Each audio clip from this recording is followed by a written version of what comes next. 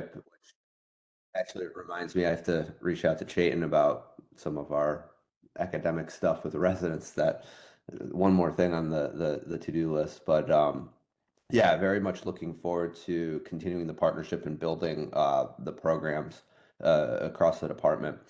So thank you for having me. Robbie asked me to talk about kind of a comprehensive approach or what our approach is, which was very fitting and fit. I was happy to hear because it's right in our wheelhouse, and we've written a lot about this and have published some protocols. So we'll talk about a comprehensive approach and management of OSA for otolaryngologists. There's certainly a lot more than just CPAP and just an Inspire implant, and we can offer a lot to people. These are my disclosures, certainly relevant for this talk. I have some research support from Inspire and Nyxoah, and then consulting services for Nyxoah, Inspire, and Avivo Med, which is a startup company. So this is kind of the broad agenda. We'll talk about what is sleep apnea very briefly, why does it matter, and then how do we treat it. Please interrupt me too. This is I've tried to keep this a little bit, certainly less than an hour, to foster some conversation and discussion. But please interrupt me as we're going through this, and like to make this more of a discussion than just lecture. So I'll start with my conclusion. So we should treat sleep apnea. It creates symptoms for patients that confer significant quality of life issues, and there's also downstream cardiovascular sequelae of untreated disease. CPAP is a great option, however, it's not for everyone. And the last thing, and this is kind of a message that over the years I've tried to instill to the residents and med students, is talk to your patients. Like, what are their goals? Is it simply they want to sleep with their wife again, and their snoring is prohibiting that, or they just want to make sure they don't have a heart attack? What are the challenges that they face in terms of treating whatever disease they have? And then what are the risks and benefits of what you're going to do to them, and help them make a decision?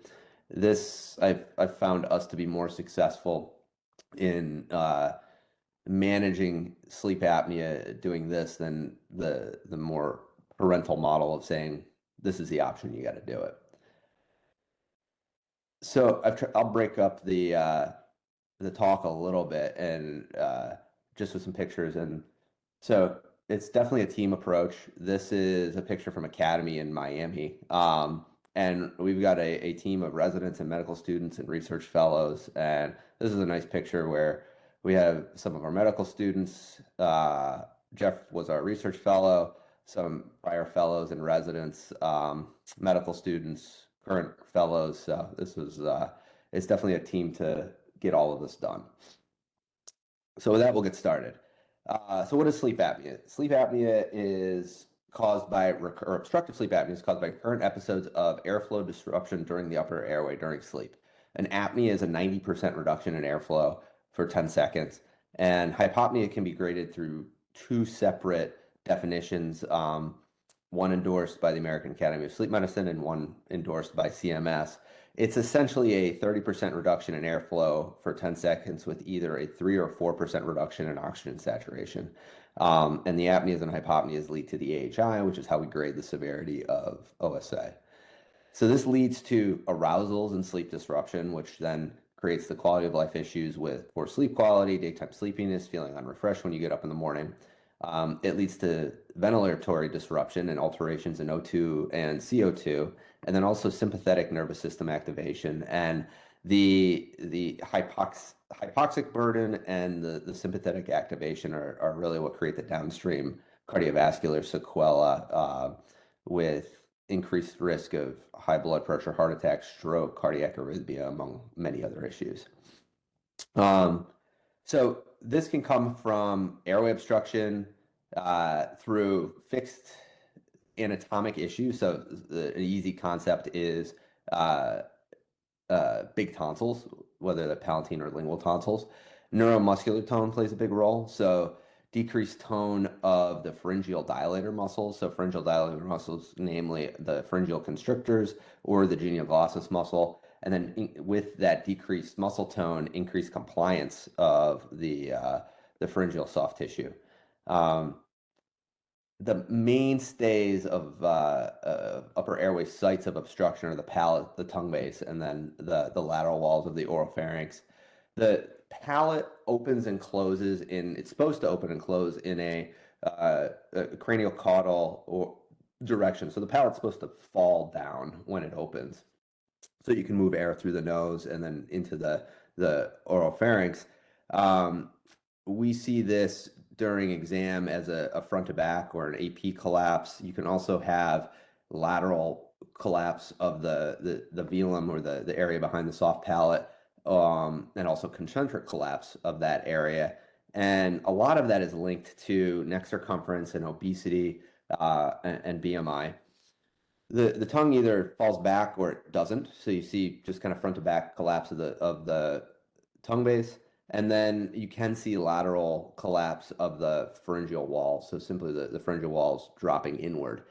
And tracheal tug is a big effect on this. And essentially what happens as the lungs have residual air in them, so the end expiratory lung volume is higher, you'll see the trachea being pulled down upon by the lungs, and then that in turn pulls down on the pharynx.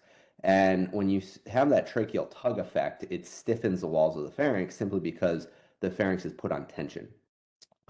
Patients with sleep apnea have lower end expiratory lung volumes, and essentially what that means is there's less tracheal tug because the lungs aren't inflated as much. Uh, with that less tracheal tug, you have less tension on the walls of the pharynx and a floppier pharynx. And this leads to less muscle tone and more collapsibility. You also see this in patients with obesity, where you have that large abdominal girth that doesn't allow for the diaphragm to drop and the lungs to expand. And that's just one of the reasons that obesity is linked to OSA. This next two slides are just videos from sleep endoscopy, just to get a sense that there's different collapse patterns that you can see in the upper airway. So we're in the back of the nose here. You see the palate on the bottom, and you can see this palate kind of dropping down, and this is a front to back or an AP pattern of collapse. And then as we descend, you see the larynx and a little bit of an omega-shaped epiglottis, but you get a sense of the tongue base collapsing back as well. This next video, as we descend through the nose and the nasopharynx, you see this distal concentric collapse of the palate and the lateral walls of the oropharynx collapsing inward. And just simply demonstrating different patterns of obstruction that you can see in airways. And this is dependent on BMI and demographic factors, and then general anatomy as well. So there's also other contributors to the pathophysiology of sleep apnea. Critical closing pressure, or P crit, is the negative pressure that the upper airway is able to withstand. So if you think of the lungs as a big vacuum sucking air in, the upper airway needs to be able to withstand that negative pressure in order to maintain its patency. And patients with a higher P crit are likely to have more collapsibility and thus are more susceptible to sleep apnea, basically meaning that with that negative pressure created by inspiration, the airway is going to be more collapsible. Loop gain is another concept that applies to sleep apnea. It's an engineering term, really, but essentially means, or it's an assessment of the gain around a feedback loop in a system. So someone with high loop gain is going to have more respiratory disruption and higher likelihood of sleep apnea. And what that means is, as they're breathing and they're having this repetitive respiratory cycle, if they have high loop gain, they're not able to withstand disturbances within that cycle. So some breathing disturbance, maybe it's a hypopnea or just simple snoring, will then snowball into more airway disruption, more airway collapsibility, and more apnea. And the last thing that plays a role is arousal threshold, and this is just simply the level at which that they're susceptible to disruption in sleep and arousal, which is a change in the EEG pattern on their PSG. So why does sleep apnea matter? Well, It's common. We see up to 40% of the adult population with some degree of sleep disordered breathing with an apnea hypopnea index over 5, and up to about 20% of the population with clinically significant sleep apnea, meaning moderate or severe disease. Um, it also leads to, as we mentioned, a number of quality of life issues, and then cardiovascular sequelae like hypertension, cardiac arrhythmia, heart disease, stroke, and the metabolic derangements. Here we go. So this is just some data to support those statements. So this paper is from the Wisconsin sleep cohort, which is a huge cohort of patients with OSA that were followed for decades. And this study had about 1,100 patients in it that were followed for 24 years, 25 years. Their endpoints for this paper were coronary heart disease or heart failure, which meant new myocardial infarction, a revascularization procedure, diagnosis of CHF, or cardiovascular death. And with this, you can see as the OSA severity increases, the relative risk for these endpoints goes up substantially with a hazard ratio of over 5 for someone with severe obstructive sleep apnea. Stroke too plays a big role. So this is a paper, this is about 20 years old at this point, but 1,000 patients and their endpoint was stroke. And they measured patients really, I think it was 4 to 5 years was their endpoint. And you can see the hazard ratio as the apnea burden goes up with a significant risk in those with severe apnea. And then lastly, financial. So this was a study sponsored by the American Academy of Sleep Medicine in 2015. And they came up with the number of $149.6 billion in lost revenue, cost of car accidents, cost of the comorbidities related to sleep apnea. So this disease is creating a significant financial cost to society as well. All right, so we'll break the talk up again. This is Tom. He's our fellow from 2023, and we make him all do CPAP and try CPAP. So he's loving that. But so he's currently at the University of Pittsburgh doing very good things. So how do we treat sleep apnea? This is a CPAP machine. I asked the question, is this the old school? Is this, I guess you could answer that by saying it's the old school and the new school. CPAP is a pneumatic splint. So it gently blows pressurized air in through the nose and the mouth to pop open those areas that are collapsing. Think of blowing into a balloon and the balloon pops open. And if the balloon is inflated, you're going to have a real hard time pushing it down to its collapsed state. Same concept with CPAP.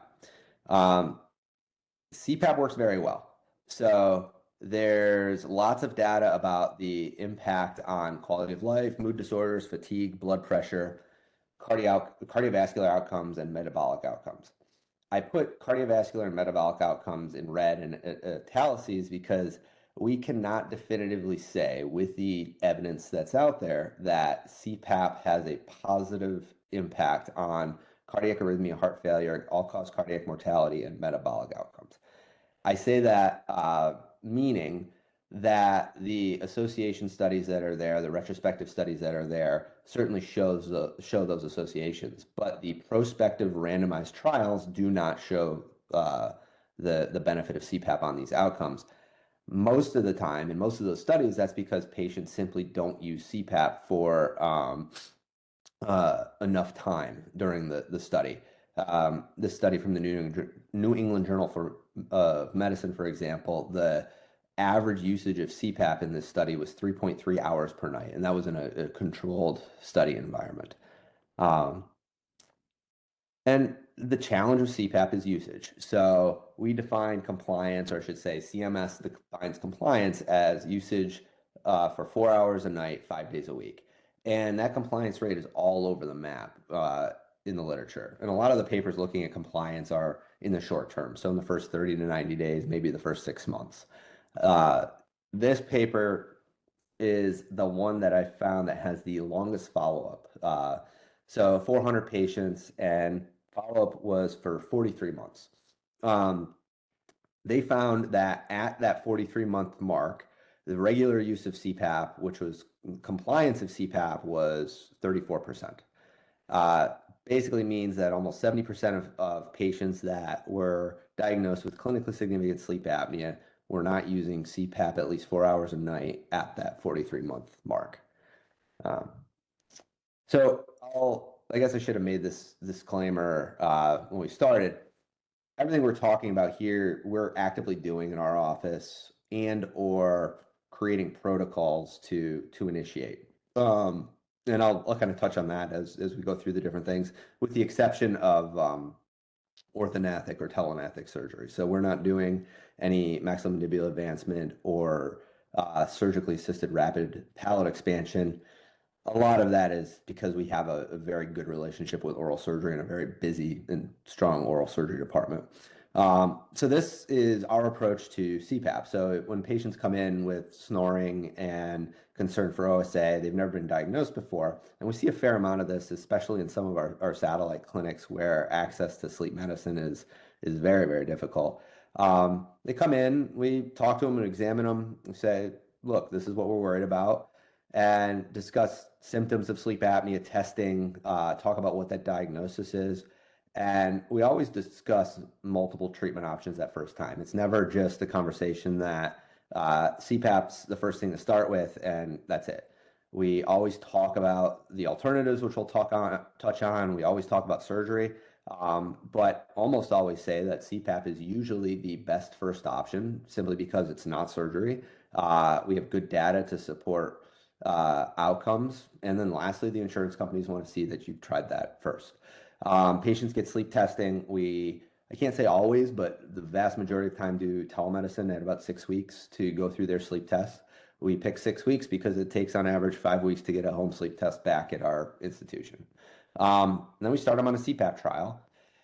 We see them 4 weeks after they initiate CPAP. The insurance companies mandate that we see someone between 30 and 90 days after they initiate CPAP. So we try and make it right around that 30-day mark, so we hit them at the earliest possible time point. So with this protocol, we're doing reasonably well, at least compared to kind of our institutional standard. So our compliance rate at that first visits, almost 90%. Our long-term compliance, and admittedly that's at 12 months, is 55%. But also at 12 months, 25% of patients have moved on to some alternative, and we'll touch on those, but whether that's a dental appliance, whether that's some kind of surgery. So we've still engaged 80% of patients, and in an institution where our loss to follow-up rate is 50 to 60%, I'm reasonably happy with that. There's still room for improvement, and we're working on initiatives to do that, but reasonably happy with how we're doing so far. So another picture, this was Academy a couple of years ago. And again, some residents, some medical students, research fellows. So this is how we're able to get so much academic work done. We've got some dynamos that are very, very productive. So I asked the question, is this the new school? This is a diagram from a paper we wrote a couple of years ago, just talking about our protocol and our approach to managing the sleep apneic. And we'll go into this a little bit more detail in the coming slides. The thing I'll state is we always talk about non-surgical options. And the other thing I want to point out right now is right at the top of this is BMI matters. So we're talking about weight management in the vast majority of patients that walk in the door. So how do we treat OSA? Well, if they've not done well with CPAP, so they just can't do it. We've tried different masks, we've changed the pressure settings, changed the humidity, addressed their nose, they just can't do it. Well, we always talk about the non-surgical options. Positional therapy we talk about with a lot of patients. Positional sleep apnea is where the AHI is, there's 50% or more reduction in AHI going from supine to non-supine. So it basically means the sleep apnea is twice as bad, at least, when they sleep on their back compared to not on their back. It's a good option. It's not necessarily practical as patients get older because they start having back pain, shoulder pain, hip pain, and it's easy to say you need to not sleep on your back, but in patients that have been beating up their joints for their entire life, this becomes a little bit of a challenge. Oral appliance therapy or mandibular advancement devices, we talk to patients about a lot, and then weight loss is a common conversation in our office. Um, so oral appliances we use a lot or talk about a lot. There's a variety of different options here. So there's custom fit appliances that can be created through a dentist, through an oral surgeon, or through mail away companies. There are boil and bite type appliances. So this one on the top left is a boil and bite appliance that patients will order online, similar to the tooth guard you have playing men's league hockey. You put it in warm water, mold it to your teeth, and it is adjustable. The adjustment is in how much the mandible is protruded. The whole idea with this is you're trying to pull the lower teeth just past the upper teeth, simply to support the tongue base and prevent it from collapsing.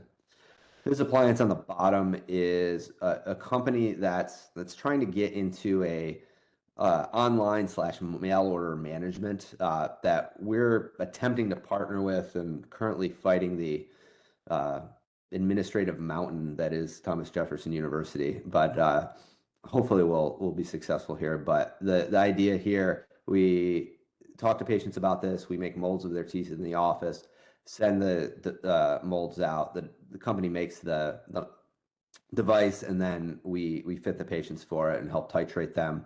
And then they have oral surgery and dental support to screen patients, but also help with any kind of issues to troubleshoot dental problems. The thing we'll say about oral appliances is when you compare it to CPAP as a control or as a gold standard, an oral appliance is not going to lower the AHI as well as CPAP is. CPAP definitely is going to be the most effective option for the vast majority of patients outside of a trach to improve the AHI. And the vast majority of these alternative non-surgical options and surgical options, I think we can consider as second line simply because they're not going to be as effective if we're using just AHI as our endpoint. And there's plenty of arguments that can be made there. That's a whole nother talk in and of itself. But these are, I'll say, secondary interventions. When you look at outcomes of oral appliances, it doesn't lower the AHI as well. However, it is better tolerated than CPAP at 6 months and a year. And you see equal benefit in terms of reduction in blood pressure control and also reduction in all-cause cardiac mortality when you're comparing oral appliance therapy to CPAP. So this is a very good option for a lot of patients, and it tends to be most effective in those with mild and moderate apnea. Severe sleep apnea doesn't tend to respond quite as much. Weight loss is another, like I said, common conversation in our office. There's been data for decades about the association between obesity and OSA, and then also the benefit of weight loss on improvement in OSA. This first study essentially showed that for every 1 point the BMI drops, you see a 7% reduction in AHI. The study on the bottom was just published over the summer, so this was the Surmount for OSA trial. So this was a Eli Lilly sponsored paper where they gave obese patients Zepbound sleep study, gave them Zepbound, another sleep study 12 months later, and what they saw was a 18% decrease in overall weight and about a 50 to 55% decrease in AHI just with that weight loss. So not a cure, not a good primary option, but this is a heck of a something that could be used in tandem with an oral appliance or some surgery, and certainly optimize the effectiveness of both of those interventions. And then lastly, we'll talk about surgery. So I think of the surgical options for OSA in two categories. One is to facilitate CPAP. So can we make CPAP easier to use? And then the other is definitive management of OSA. The mainstay surgical option for facilitating CPAP is functional nasal surgery. So whether this is simple septum and turbs, a functional rhinoplasty, sinus surgery, a combination of all of the above. Um, there's a lot of data out there showing reduction in the average CPAP pressure, the 95th percentile CPAP pressure after nasal surgery. And a lot of data out there showing improved usage of CPAP after nasal surgery. A lot of this is probably pressure related, but also patients are able to tolerate a much smaller mask after undergoing nasal surgery. So can you get them from a full face mask to a simple nasal mask or nasal pillow mask that is going to be much easier for them to use? And we do a lot of nasal surgery for patients who aren't interested in an aggressive surgical option for their OSA or just aren't good surgical candidates and are going to need to stick with CPAP long term. So I'll move back to our diagram here, and we talk about weight in a lot of patients, and we're starting to develop protocols and look at the feasibility of using some of these GLP-1 medications or newer weight loss medications in our office. We have a robust weight management program. It's another barrier for patients. It's another appointment. It is difficult to get into them simply because they're in such high demand. And now with an indication for Zepbound has an indication to treat OSA, and the FDA has approved it. Medicare is covering it. We're looking at starting to use Zepbound, which will be a nice adjunct to improve the surgical candidacy of a lot of patients, to act as an adjunct to surgery in a lot of patients, and then also as a primary treatment modality in some patients.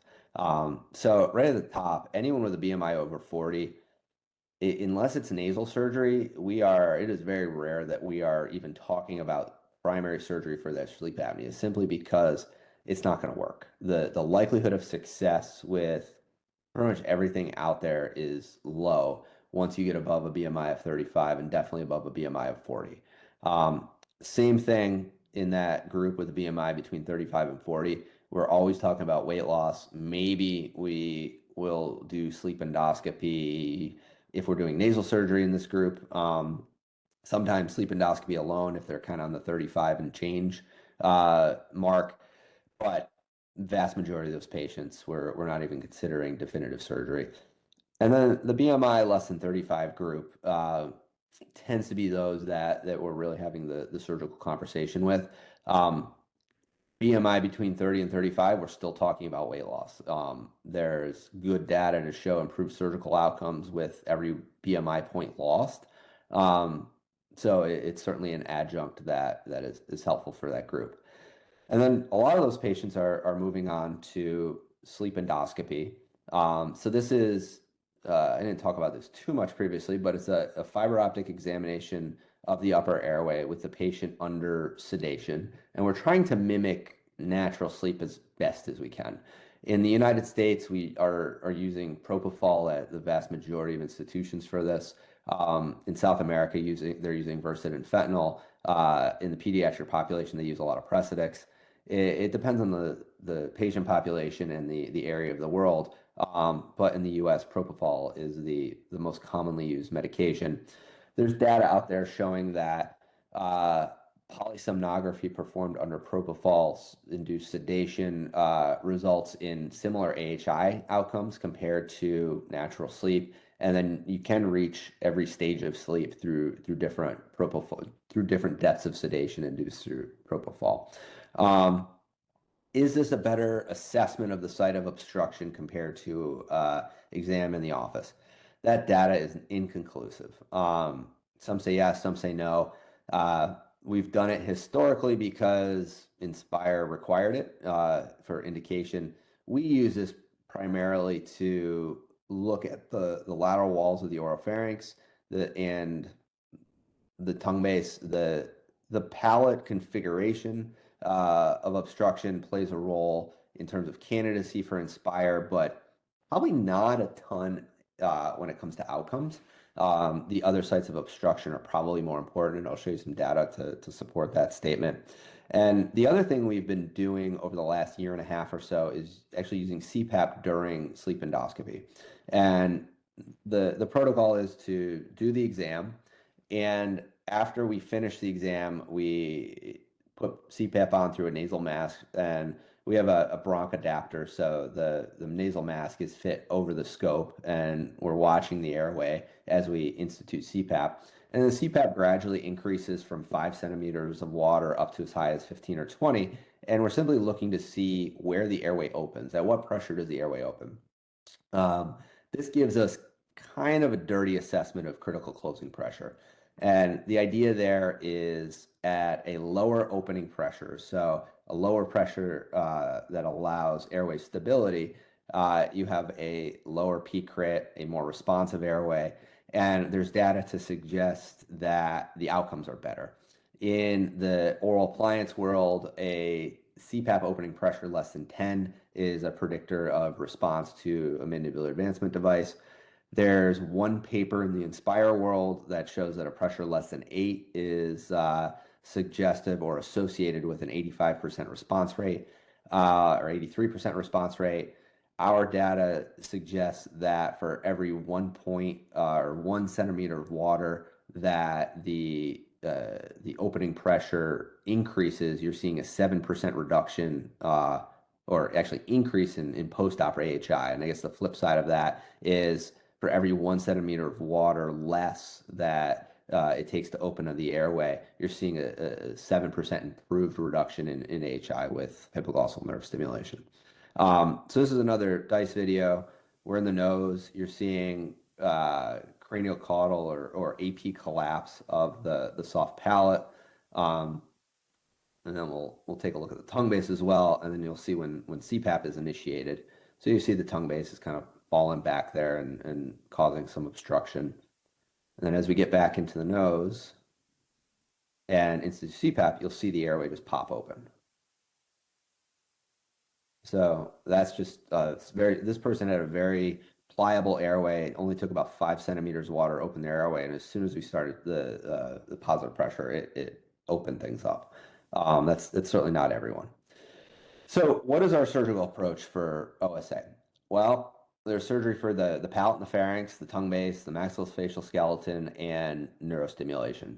I'll touch on all these a little bit, and then we'll talk about neurostim simply because there's a lot coming down the pipe. So if you look at our algorithm, this last box in our algorithm, we're really deciding on what we're going to do based on the area of obstruction or location of obstruction. So if we're seeing AP collapse at the palate, well, we're talking to them about neurostim, about a mandibular advancement device. If we're seeing concentric or lateral collapse, we're talking about some version of palatoplasty or MMA. If there's a very vertical palate, meaning there's just not a whole lot of room from the backside of the septum to the back wall of the nasopharynx, transpalatal advancement's an option, and that's essentially where you're taking a strip out of the hard palate and moving that forward. To be honest with you, we don't do a lot of that simply because there's a very high complication rate with that, with a palatal fistula being the most common issue there. We move down to the oropharynx. If there's significant lateral oropharyngeal obstruction, well, if it's from tonsillar hypertrophy, take the tonsils out. If it's not, then we're talking about palatoplasty or MMA. MMA has been found to, so maxillomandibular advancement has been found to have the best effect on lateral oropharyngeal wall collapse. And someone with very severe OSA and that significant lateral wall collapse, it's not even worth trying palate surgery simply because your likelihood of success with that is going to be very low. So those are the patients we're really trying to talk into either maxillomandibular advancement or trying to optimize their CPAP, because those are the two that are going to be effective for them. And then as we get down to the tongue base, it's a question of, is it a muscular tongue base or do they have lingual tonsillar hypertrophy? If there's big lingual tonsils, TORS is the preferred method at our institution, simply because you can be a little bit more aggressive and address any degree of epiglottic collapse with that. However, copulation is a common option as well. And then hyoid suspension is something that that has been described for this level of collapse, which is starting to fall back into favor a little bit more around the country. With the surge in neurostimulation, it fell off, but you're starting to see more and more people do hyoid suspension again. Um, and then lastly, the epiglottis can be addressed through either hyoid suspension or epiglotoplasty. It's not common to have someone who has isolated epiglottic collapse, so we're really not doing much of that at all. Um, these are all, I think, all the, at least what I'm aware of, surgical options for the palate. So everyone and their brother has written a paper on palate surgery. Traditional uvulopalatopharyngoplasty, as it was described in the early 80s by Fujita, has really fallen out of favor nationally and internationally, simply because these other options that are highlighted in red are more effective. So the success rate of traditional UPPP is somewhere between 30 and 40%, and complications of VPI, dysphagia, globus sensation are certainly more common than with a lot of the alternatives here. And success rates of some of these more advanced pharyngoplasty techniques are as high as 70% in some studies. We're doing mostly expansion sphincter pharyngoplasty and barb suture pharyngoplasty. Um, and this next one is a just quick surgical video of expansion pharyngoplasty. Um, so we take the tonsils out, and the idea is just isolate the palatal pharyngeus muscle. And we're doing things a little bit differently than how this was filmed, kind of change the technique a little bit. But the concept's the same. The isolate the palatal pharyngeus muscle. And then we're trying to pull that muscle toward the hamulus, or really toward the roof of the mouth. And it's going to get sewn up behind the the maxillary molars. And you can see as we're tugging on that, the pull it creates on the lateral wall, and then it's also opening up that lateral velopharyngeal port. So we'll pull those sutures through into the palate.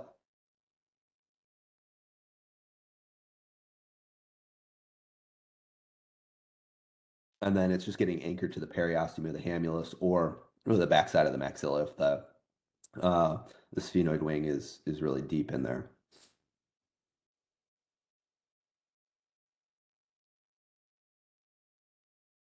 And then as they get sutured down, you can see that lateral wall, that pharynx gets pulled up pretty significantly. And then we're expanding that area on the lateral portion of the palate. This, knock on wood, I've seen VPI twice with this, and you can see compared to the untouched side, you've got a lot more support of the lateral wall and expansion behind or in the area of the velum. So I've seen VPI twice with this, and it was just at their post-op visit, and it resolved.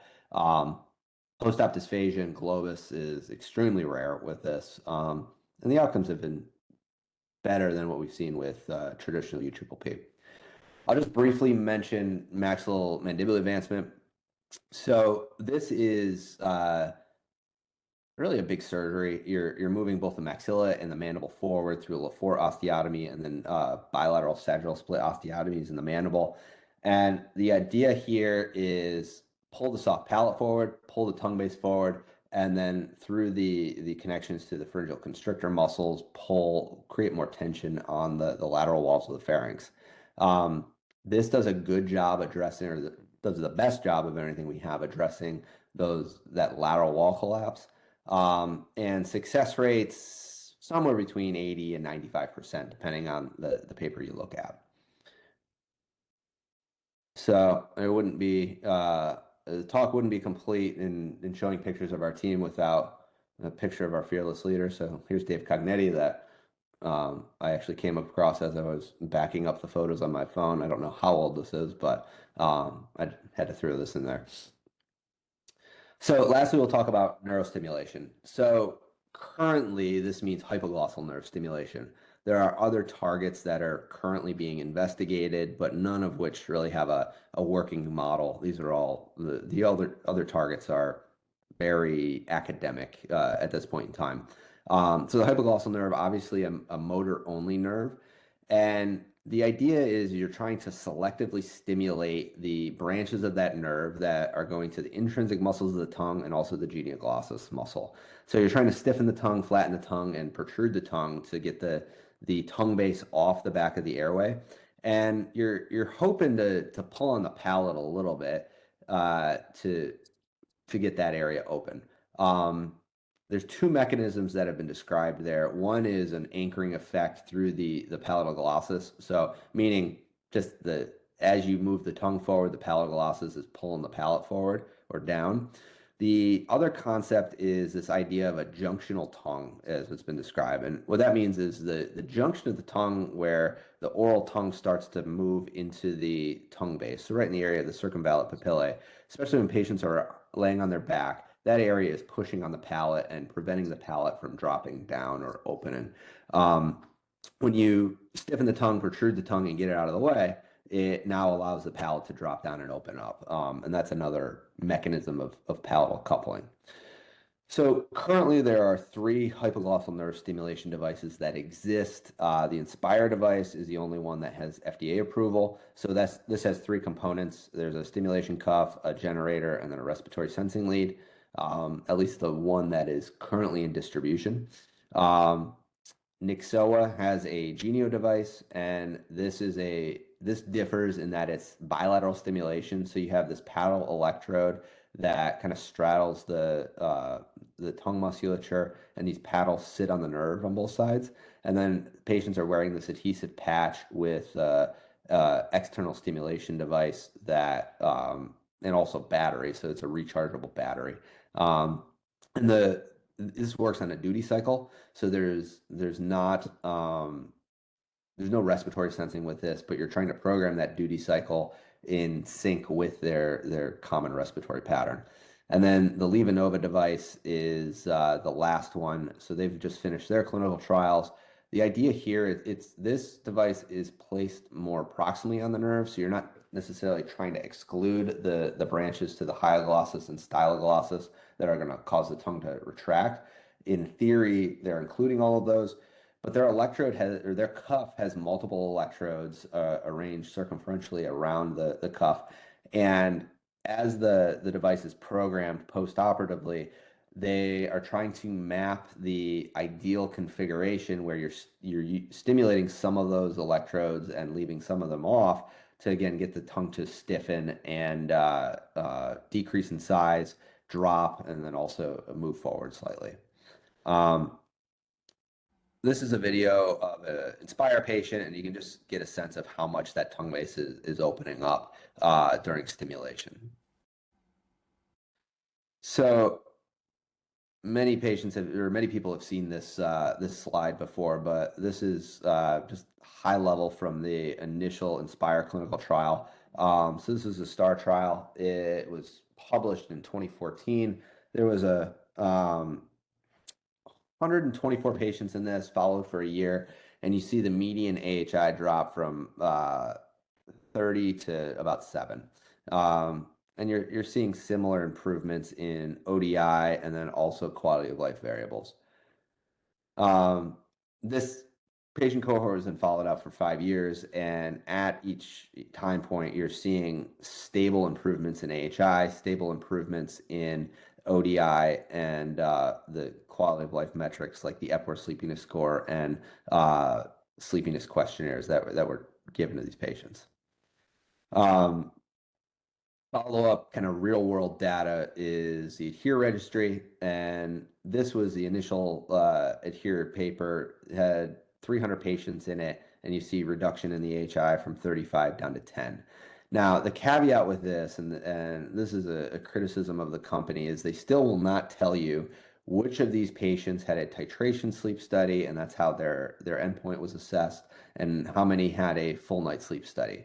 So what I mean by that is oftentimes after undergoing hypoglossal nerve stimulation, patients will undergo a titration sleep study where they go into the sleep lab, they sleep overnight, and their device is, the settings of the device are changed. So the voltage will start low at a tolerable range or a largely imperceptible range while they're sleeping and increased to assess where where their sweet spot is going to be, where their apnea is best controlled. It's generally accepted right now that you cannot assess efficacy through a titration sleep study.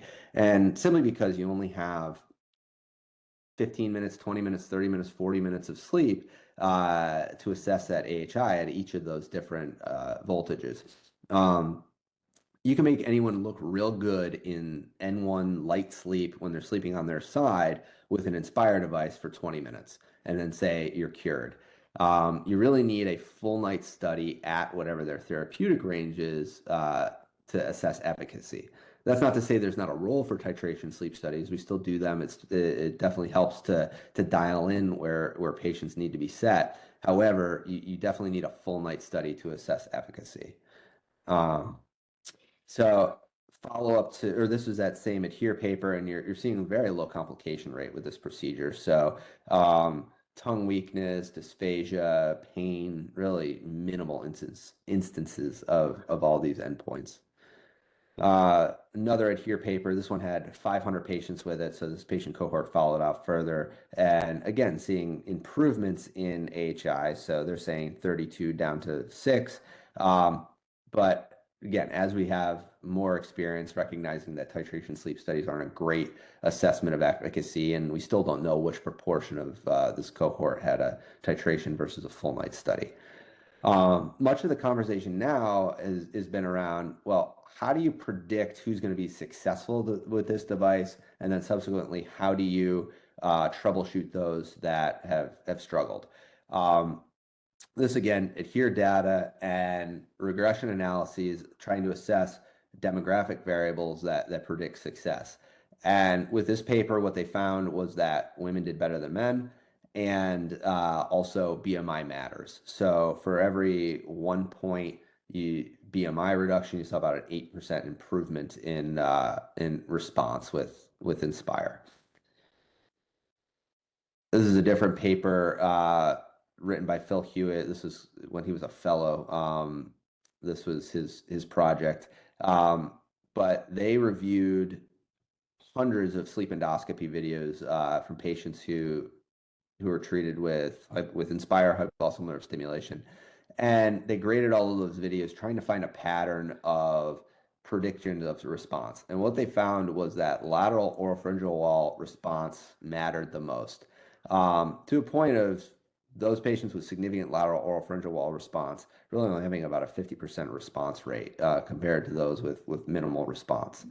And then lastly, we talked about the CPAP pressure, which is a newer thing, but when you're adding CPAP to sleep endoscopy, that pressure seems to matter.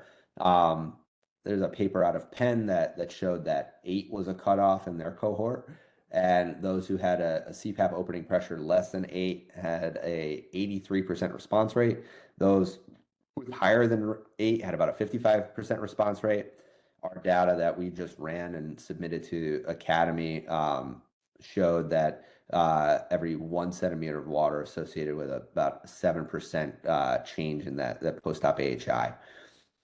And this is just some more data showing that post-operative assessment matters. So this was from our cohort written about a year ago, and really a big difference in the titration AHI compared to the full night efficacy study. And there's a lot of patients walking around out there that aren't completely treated or certainly could be optimized, but are told they're doing great simply because they had a titration study, and you worry about those patients going back into AFib or still being at some risk for long-term cardiovascular sequelae. So last couple slides, just talking about the LivaNova data and then the Nyxoah data. So this was the last paper from LivaNova through their target hypoglossal nerve stimulation trial, or THN3 study. And they didn't really give you numbers in this paper, which was a little frustrating. They gave you a bar graph showing reduction in AHI with their device. And you can see, so the way this study was designed, everyone had a pre-op AHI, and the group was separated into 2 cohorts. Everyone was operated on. One cohort was activated at 4 months, one cohort was activated at 1 month, and one was left off. And then they got another sleep study at 4 months. And then at that 4 month mark, the second group that wasn't initially activated was activated, and then a 12-month sleep study. And you see that group reducing from an AHI of about 35 down to about 20 with this technology. And then lastly, Nyxoah. So this is the bilateral stimulation. So this paper is from the BLAST trial, which was published in 2021 or 22, I believe. This was out of Australia and France largely. This is their initial study. So their cohorts reducing from moderate apnea to mild. So about 24 events an hour down to about 12. This is data that's not published yet. This is from the DREAM trial that's finished in the US. The paper's been submitted. This data has been presented, but the 110 patients were implanted, and in an intention to treat analysis, meaning, so what I mean by that is of those 110, 88 finished the 1 year endpoint. Of those 88 that responded, you had 73 of the 88 responded. Doing an intention to treat analysis, you're using your full cohort as the denominator, and you see a 66% response. If we're doing kind of a secondary analysis and just looking at the response of that per protocol set or that 88 initial 88, you're seeing about an 80% response with that.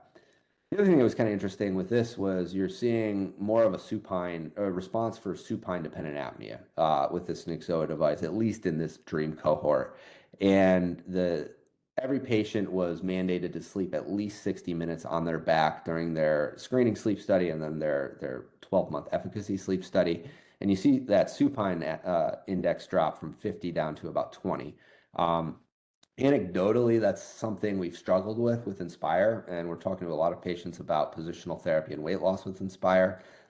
Maybe this will be something for that group of patients that we can offer them that will give us a leg up. So in conclusion, we should treat sleep apnea. These patients have a lot of symptoms, and it really affects their quality of life. It also is a risk for downstream cardiovascular sequelae that we really worry about. CPAP is a great option. We use a lot of CPAP. We talk to everyone about it, but it's certainly not tolerable for everyone. And then at the end of the day, talk to your patients. What do they want? What are they struggling with? And then is the risk of surgery or the risk of any intervention worth what you can likely get out of it for them? That'll close, and we'll say thank you very much for having me. I really appreciate the invitation. Hey, Colin, it's Chaitan. That was a great talk. I think Ravi had to pop off, so I'm going to ask any of our other. Can you hear me? I'm going to ask any of our other sleep surgeons if they had any questions for you based on the talk. I have a couple of my own. Sure. Anyone? So a question for you. When you did that, I forgot what you call that technique, the barb pharyngoplasty. Are you doing that for sleep apnea? Are you doing that? Are you doing that as a single operation, kind of like a UPPP for mild sleep apnea? Or are you using that as an adjunct to CPAP? Depends on the patient. So the video was expansion pharyngoplasty, and then barbed pharyngoplasty is a similar technique, but you're using this barbed suture, so it's kind of a self-retaining suture. I got it. Patients who have concentric palatal obstruction and some lateral wall collapse, we tend to do one of these pharyngoplasty techniques, and a lot of times they'll need something for their tongue base secondarily, so a nerve implant or a dental appliance, positional device, weight loss, something like that. Sometimes we're using it in isolation, and we've had reasonable success just with those techniques alone. Our response rates in the low 60% with that alone. For patients who, usually it's more obese patients, sometimes we're doing that simply to try and facilitate CPAP. And with the idea being if we can reduce some of the obstructive burden, can we reduce the pressure required to treat the apnea? And there's some data, not huge amounts of data, but some data to support that approach. We're kind of the same area. I think you're after Joe in your residency, but I wasn't raised in a period of time of U triple Ps and GBATs and things that are all like by the wayside. I don't even know if you know what a GBAT is at this point. Yeah. That kind of felt that was towards the beginning of my residency, and towards the end of my residency started going out of favor. You think Mhm. Inspire is going to be that? There's all these new and interesting ways to treat sleep apnea over the course of years, and then you get to a certain point, you're like, yeah, remember when we used to do GBATs? And I'm just wondering if you what your personal thoughts are on this technology moving forward. I think it depends on the approach of the company. Um, if they keep doing what they're doing, then absolutely. Uh, the initially they were very patient centric and really invested in outcomes. Uh, then they really have kind of moved away from that. Unfortunately, the first move was they hired an orthopedic surgeon as their chief medical officer, and they created a little bit of an echo chamber with their advisory board. And if now that is they're starting to kind of the pendulum's starting to swing a little bit in the other direction from what it sounds like in terms of some of the personnel at the company, but you really got to focus on patient selection and then facilitating troubleshooting afterward if someone's not doing well. Um, we used to be a lot more aggressive in the patients that we implant, and we've really pulled back. And it's probably only about 20% of the people that walk in the office saying, I want that Inspira put in me. Um, as we've become more selective and as we have better data points to predict who's going to have a good outcome, we've done a lot better. And I think if that becomes a broader approach across the board, then no, it's not just going to go by the wayside.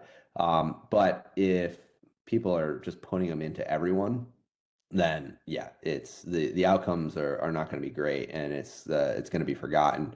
I think the other thing is you have more companies that are coming out, and it's going to create competition. There's also other nerve targets that are being explored and actively developed that will likely give us added benefit where we're currently failing, and also be able to address patients with certain patterns of airway obstruction that we currently aren't able to address.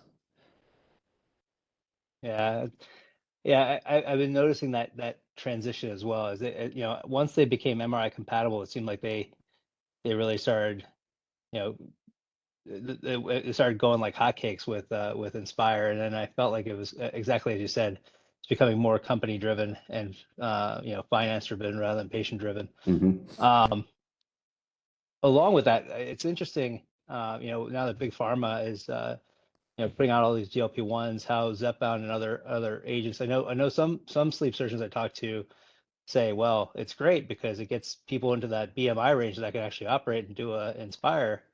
I'm wondering how that is in your practice. What are you seeing with those patients? Are they, I don't see too many people excited about wearing a big mask at bed. So I kind of want to know like what are your patients looking for, and how are these GLP-1s helping you out? They're looking for anything other than the mask. It's a really a small percentage that really like it. Most of them, even if they do it, it's inconvenient. I think that there's going to be a small percentage of people that are candidates for these GLP-1 medications that will see enough reduction in their AHI where they're not going to need anything. It's certainly going to be a certain percentage, but it's not going to be the majority. I think it's going to be a good adjunct to everything else. So whether that's to drop the pressure of CPAP, whether that's to make an appliance more effective, whether that's to be a candidate for some type of surgery, I think you're going to see more multimodal therapy in the future, which makes sense given our specialty and medicine in general. Like, I mean, how many P16 oropharyngeal tumors do you see that are just treated with surgery? Most of these people are getting some adjuvant radiation post-op, and I think you're going to see similar stuff for this population as well, where they need weight loss and a surgery. We just now have some realistic options to get people to achieve some meaningful weight loss. And final question, if nobody else has anything. Anyone else have a question for Dr. Huntley? Yeah, Colin, I have a question for you. When you're doing your DICE procedure, and we certainly see these patients where, the tongue base is, probably the main problem, but you also see lateral wall collapse. Is there a certain percentage of collapse on your DICE where you say, yeah, I'm going to need to do a lateral wall pharyngoplasty on this patient? Is it like 75, 50, 25? Yeah, if it's more than like 70%, because the way, at least traditionally, the scoring of DICE was the complete obstruction is more than 70%. So if you're seeing that, they're not going to respond to a dental appliance or a nerve stimulator. That will respond to weight loss. A lot of times that's directly related to neck circumference. But from a surgical perspective, those are the people who need either MMA or some type of pharyngoplasty. And we really try and steer away from any kind of nerve implant for those patients. Thank you. This is just from a question about when you talked about using the SP or the robot for base of tongue. You said you did something with the epiglottis. What are you doing in that procedure? Joe's doing most of it. I'm a little scared of those head and neck guys. They're very territorial over their robot.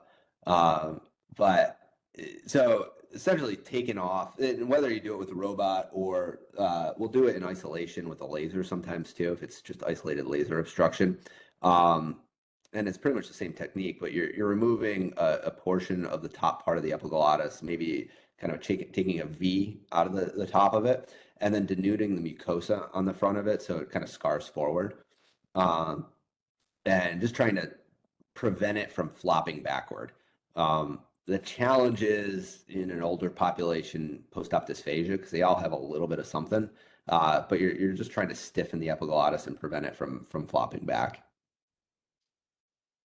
Well, if there's thanks, man. I don't do sleep surgery, but I do use the robot. I was surprised that those guys let you touch it. So I'm not doing any robotic stuff. I just let Joe do it. My thought is, if I'm going to do like 3 or 4 of these a year, why if he's doing 6 a month? Right. No, I get it. Hey, thanks so much. Does anyone else have any questions for Dr. Huntley? Colin, thanks so much for taking some time tonight to talk to us. I really appreciate it. That was a great talk, and look forward to working with you.